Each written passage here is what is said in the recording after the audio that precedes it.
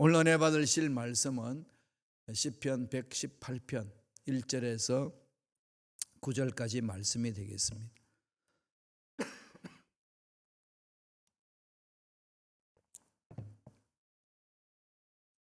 시편 118편 1절에서 9절까지 말씀 다 같이 한 목소리로 봉독하겠습니다. 야훼께 감사하라. 그는 선하시며 그의 인자하심이 영원함이로다. 이제 이스라엘은 말하기를 그의 인자하심이 영원하다 할지로다. 이제 아론의 집은 말하기를 그의 인자하심이 영원하다 할지로다. 이제 야훼를 경외하는 자는 말하기를 그의 인자하심이 영원하다 할지로다.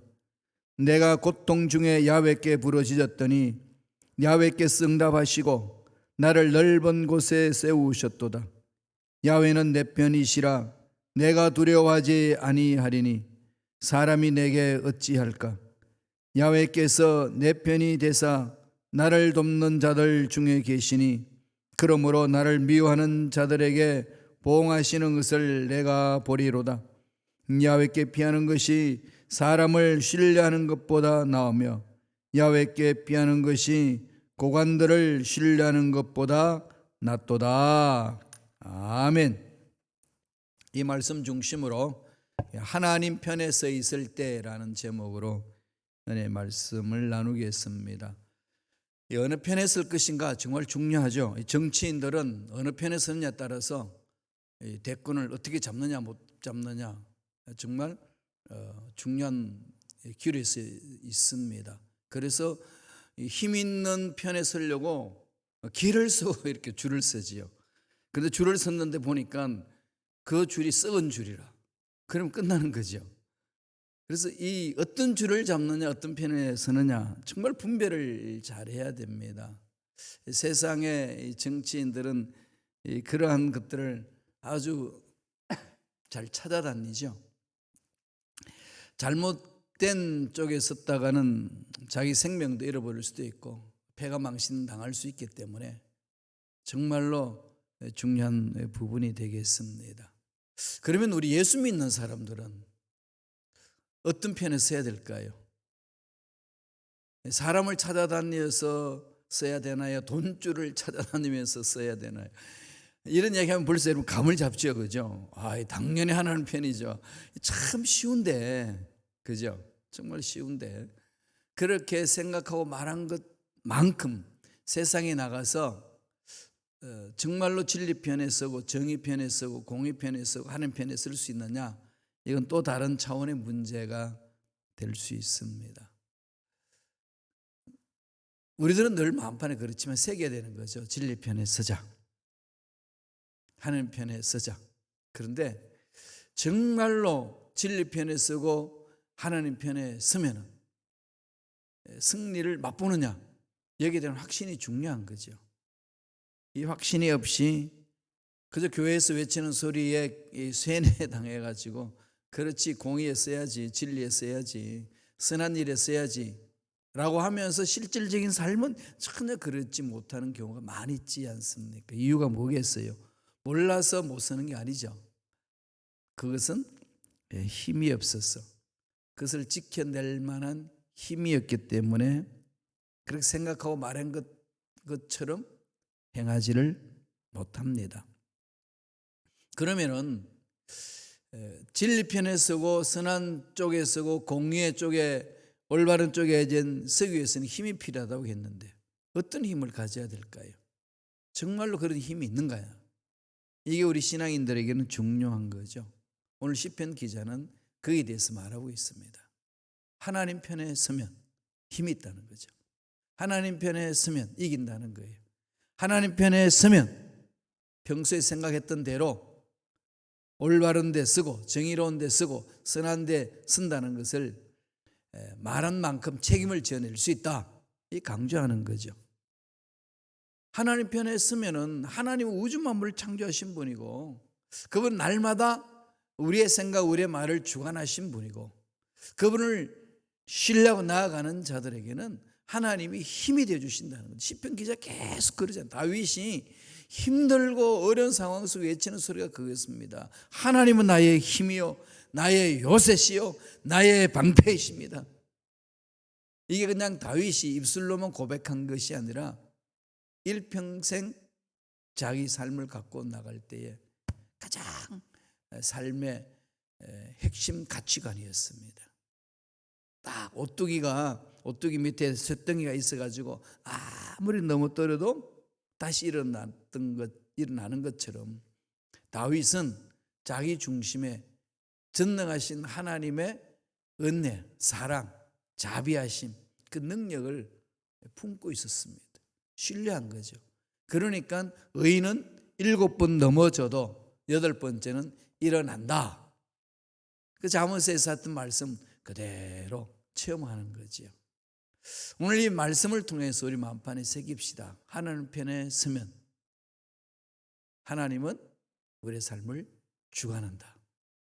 늘 하나님 편에 서도록 몸부림쳐야 되는 거죠. 하나님 편에 서 있을 때 우리들은 해야 될 일이 뭘까요? 하나님과 소통해야 되잖아요. 하나님이 만져주시도록 기회를 드려야 되잖아요. 근데 우리 할 일 다 해버리고 문 닫아버리고 하나님은 하늘에 계시고 땅은 우리가 책임지겠습니다. 영국의 이신론을 부르짖는 사람들처럼 현대인들 그렇게 생각을 많이 하고 있는 거죠.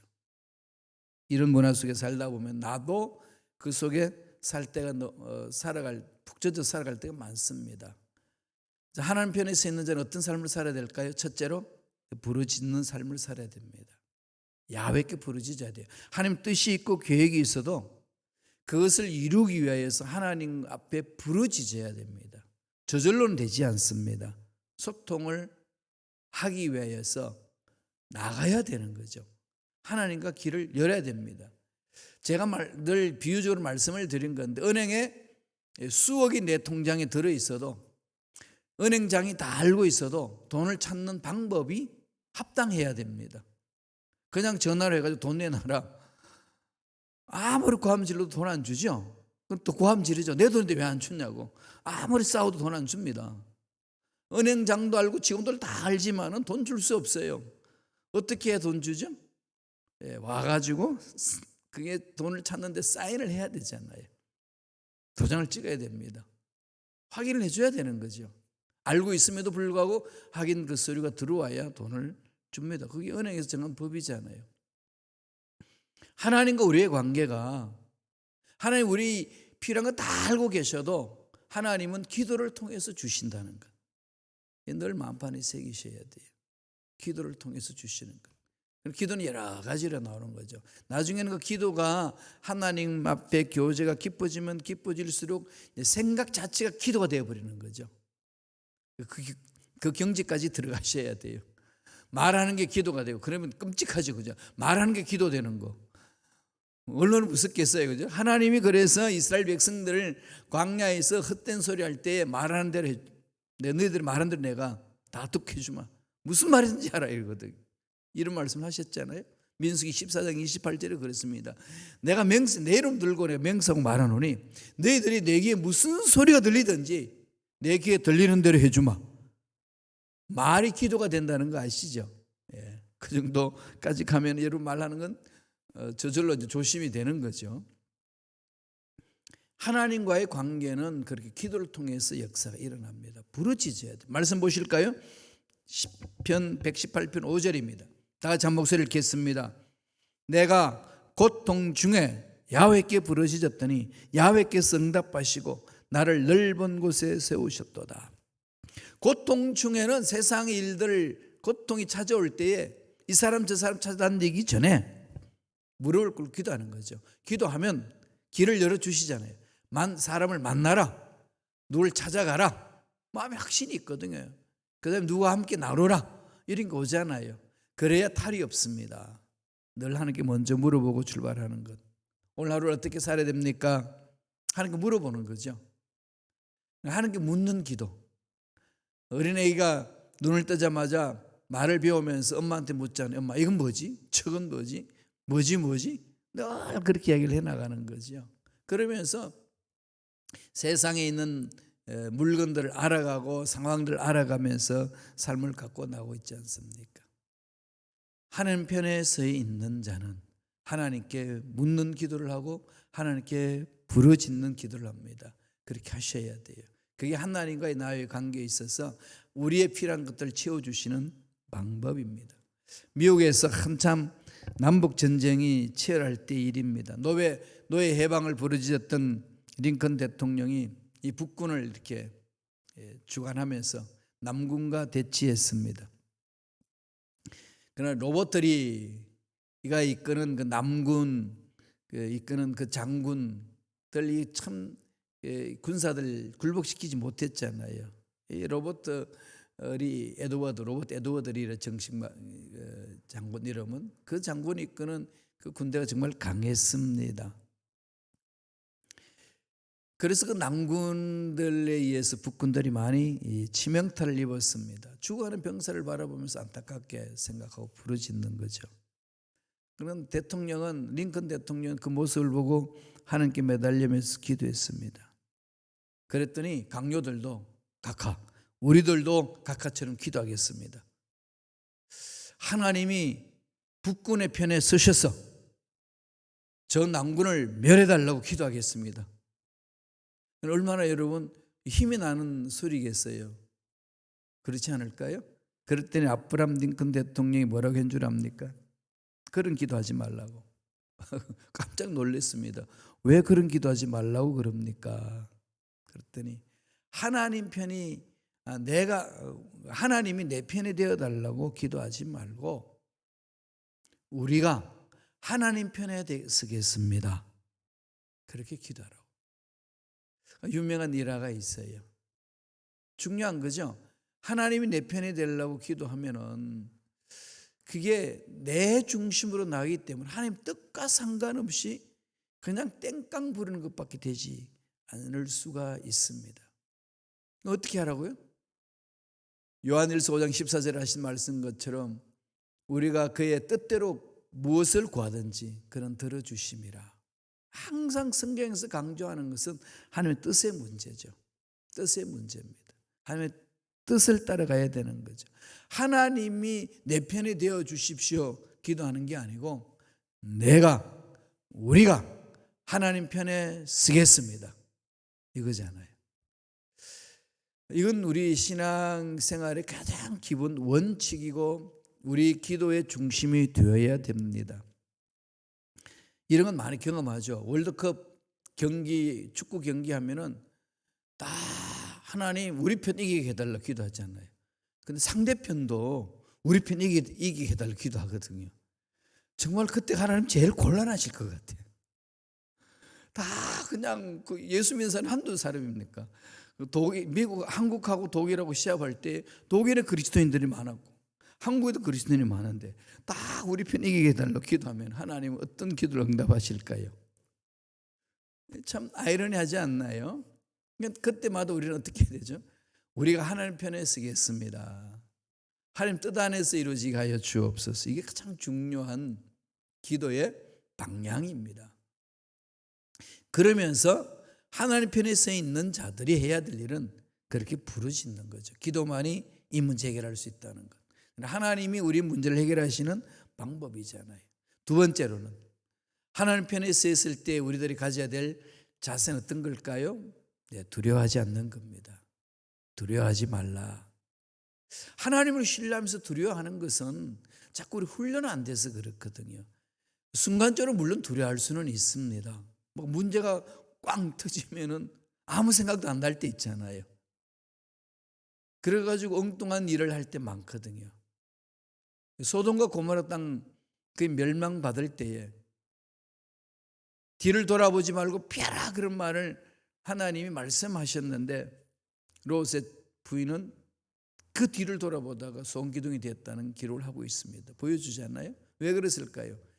미련을 버려라. 옛것을 끊어버려라.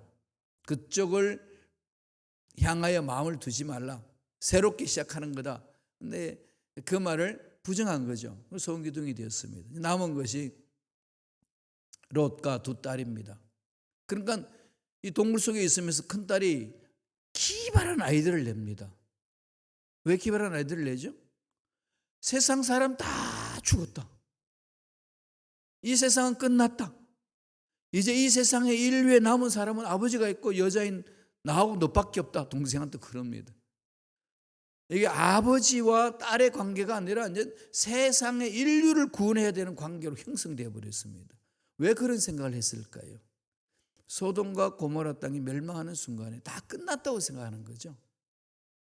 그런데 끝났나요? 아니잖아요. 아브라함의 자손들이 얼마나 많았습니까? 어떤 문제 앞에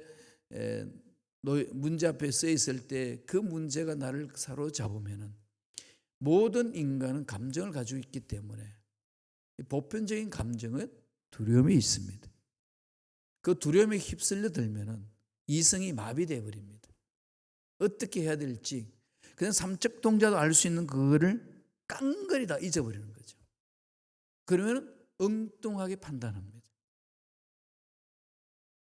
우리가 일상생활에 이런 일들이 참 많이 일어날 수 있어요. 교회 공동체도 마찬가지입니다. 왜 그랬을까? 왜 그런 선택을 했을까? 정말로 의문을 제기할 수밖에 없는 선택들이 많이 있지 않나요? 두려움이 주장해서 그렇거든요. 그래서 하나님 말씀합니다. 내 편에 서 있는 자, 나를 신뢰하고 찾아오는 자는 두려워하지 말라는 거예요. 하나님 책임져 주신다는 겁니다. 이것은 훈련해야 됩니다. 어떤 훈련해야 되죠? 하나님 신뢰한 훈련해야 되죠. 하나님 신뢰한 훈련 어떤 훈련일까요? 말씀을 붙드는 겁니다. 이 말씀은 변함이 없어요. 구원의 확신도 말씀을 통해서 확신을 갖잖아요. 객관적으로. 살아있는 말씀을 내 마음판에 새기면 그 말씀이 살아있는 걸 성령의 연 안에서 체험하거든요. 그래서 말씀을 묵상해야 되고 말씀을 읽어야 되고 말씀을 많이 암송하셔야 돼요. 자꾸 말씀을 많이 암송하세요. 그러면은 그것이 내 속에 살아 움직입니다. 그래서 아무리 두려운 문제에 부닥쳐도 순간적으로 두려움이 있을는지 몰라도 그 두려움이 내 마음을 주장하지는 않습니다. 못합니다. 왜? 말씀이 살았기 때문에. 이거 훈련이에요. 그렇게 가셔야 됩니다. 시편 118편 6절 보실까요? 다 같이 읽겠습니다. 하나님은 내 편이시라. 내가 두려워하지 아니하리니 사람이 내게 어찌할까? 이 말씀을 잘 해석해야 돼요. 야훼는 내 편이시라. 이렇게 있기 전에 무슨 고백이 있죠? 나는 하나님 앞에 올바로 서겠습니다. 이 고백이 있는 거죠. 하나님 앞에 제가 올바로 서고 하나님의 뜻을 찾아가고 하나님 하신 말씀에 순종하겠습니다. 이렇게 순종하며 나아가는 자는 담대하죠. 하나님은 내 편에 되어 주신다는 것. 말씀에 서 있는 것, 하나님의 뜻 안에서 가능하다는 거죠. 기도는 늘 그렇게 풀잖아요. 사도 바울이 빌립보서 4장 6절에서 기도에 대해서 잘 정의를 해줍니다. 신구약 전체의 그 내용이 같은 맥락이에요. 아무것도 염려하지 말고 오직 기도와 간구로 너희 구할 것을 감사함으로 아뢰라. 그렇게 기도하라고 강조하면서 기도와 간구 그렇게 표현을 합니다. 이제 우리 성도님들 많이 아시죠? 하도 제가 말씀을 드렸기 때문에 기도는 원어적으로 뭐라고 얘기하죠? 프로슈케. 프로슈케는 두 단어로 뭉친 거예요. 프로스 무엇을 향하여, 슈케는 찾다.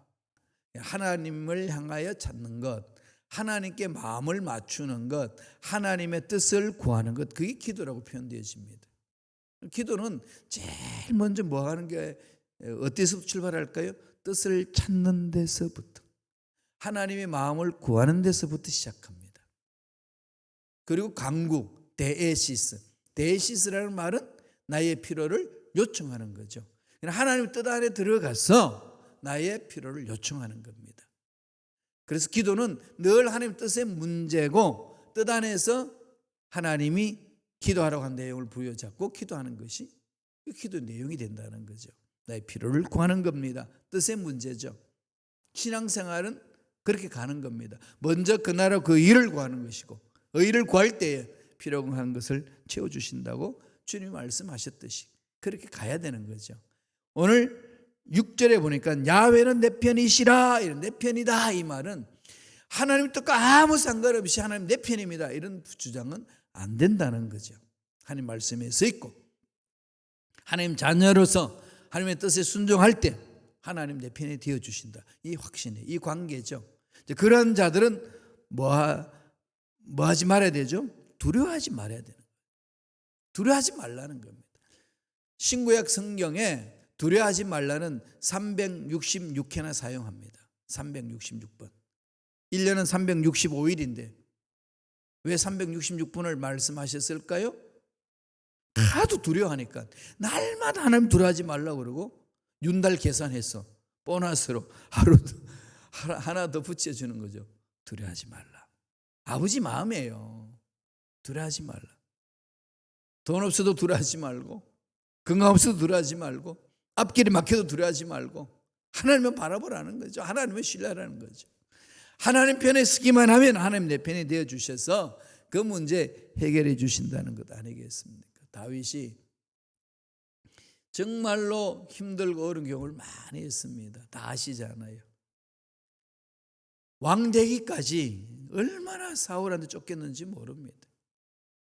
그걸로 끝났나요? 이 반역도 하고 너무 고통스러운 일들이 많았지 않습니까? 그러니까 얼마나 고통스러웠으면 자기 마음을 이렇게 표현을 했겠어요. 그 표현하는 가운데서 하나님을 신뢰합니다. 시편 23편 4절 보실까요? 다 같이 읽겠습니다. 내가 사망의 음침한 골짜기로 다닐지라도 해를 두려워하지 않을 것은 주께서 나와 함께 하심이라.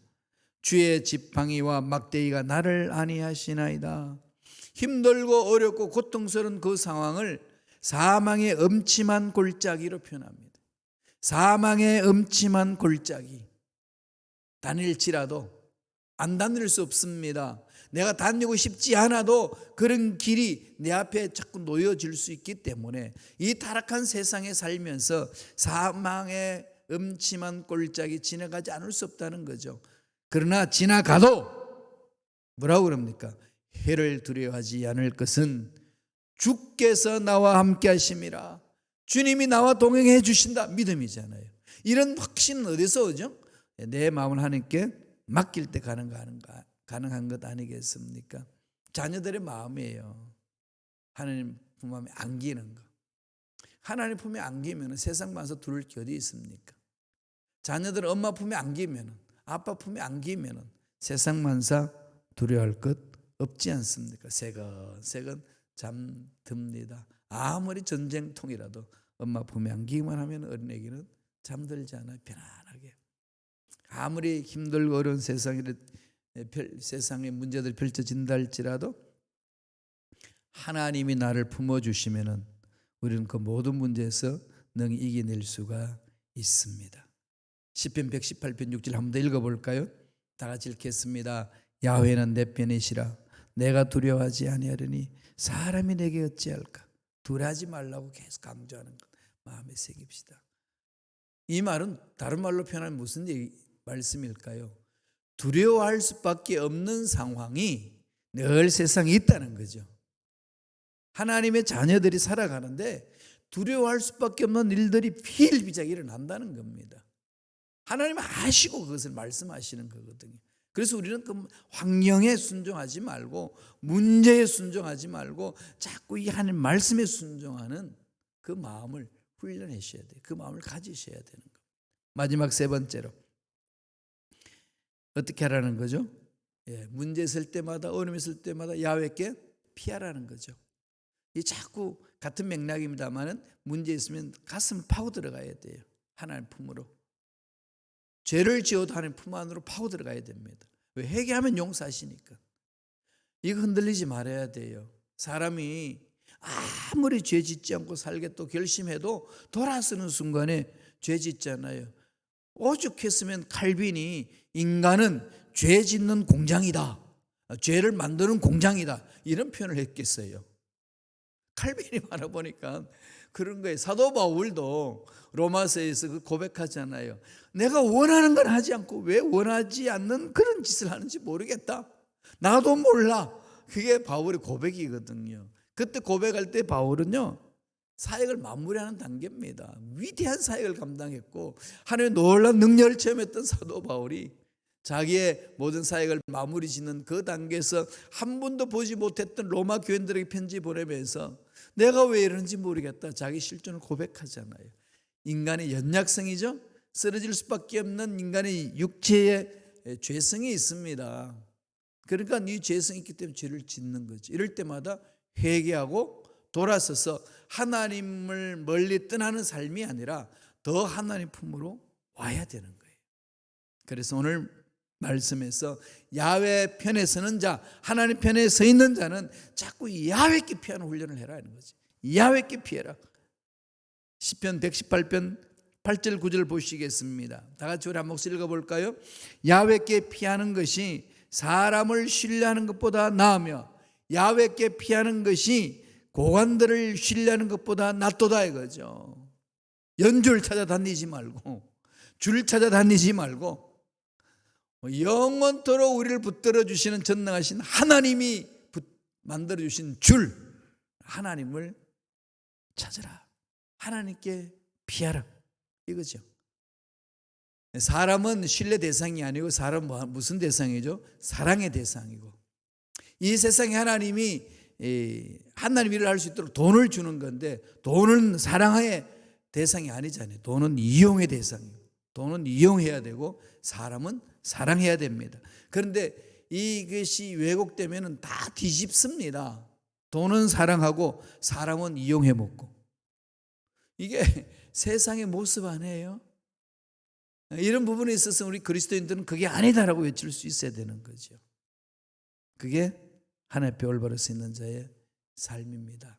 하나님 편에 서셔서 하나님이 기뻐하시는 일을 감당하시고 인생도 아름답게 다듬어 가시고 행복한 멋진 인생 잘 마무리 짓고 하나님 앞에 갔을 때 칭찬 듣는 저와 여러분 되시길 간절히 축원드립니다. 기도하겠습니다. 하나님 감사와 찬양을 드리옵나이다. 하나님 앞에 올바로 서는 자로 살기를 원하오니 성령이여 우리 마음을 붙들어 주시고 말씀 위에 서게 하시고 살아있는 말씀의 능력에 사로잡혀서 늘 하나님 편에 설 줄 아는 믿음의 일꾼들 되게 역사하여 주옵소서. 하나님 편에 서 있는 자, 하나님이 원하신 일을 하기 위해 부르짖게 하여 주시고 두려워하지 말게 도와주시고 어떤 상에 놓여서도 하나님 품에 안기는 믿음의 일꾼들의 삶이 되게 역사하여 주옵소서. 은혜에 감사하여 예물드립니다. 드린 손길 기억해 주시고 하는 일들마다 잘 되게 도와주시고 하나님이 내 인생의 전부라고 신앙 고백하며 하나님만을 신뢰하며 달려가는 복된 손길 될 수 있도록 역사하여 주옵소서. 그리할 때 앞날에 형통의 놀란 복이 임할 줄로 믿습니다.